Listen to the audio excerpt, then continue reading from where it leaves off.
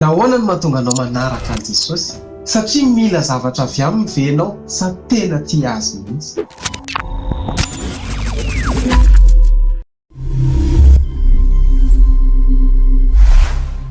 Maro amintsika no manantona an Jesosy mba hahazo fanasitranana, fahombiazana, fiadanana na vahaolana amin'ny olana. Fa antanio ny tenanao, hatramin'ny oviana no mivadika lisitra ka lasa fangatahana fotsiny ny vavaka, fa tsy faniriana lalina iaona amin'Andriamanitra. Hatramin'ny oviana isika no mamaky Baiboly mba hitadiavantsika valin'ny olantsika, fa tsy hafantatra bebe kokoa an'Andriamanitra. Ilay nanoratra azy, hatramin'ny oviana no nivadika fihetseham-po, ny fiderana, fa tsy fanomezam-boninahitra an'Andriamanitra. Rehefa omen'Andriamanitra isika dia midera azy, fa rehefa mangina izy dia mihamangatsika amin'ny fontsika. Dia manontany antsika Jesosy androany hoe raha very daholo ny zavatra rehetra anananao, raha mbola tsy voavaly ny vavakao, mbola ho ampoanao foana ve Jesosy? Mitady azy ve ianao noho ny zavatra omeny, sa mitady azy ianao satria tianao izy? Raha tianao Jesosy ho ivy ny fiainanao, ny finoanao, fa tsy fitahiana fotsiny, dia soraty eo amin'ny commentaire hoe ampio a Jesosy.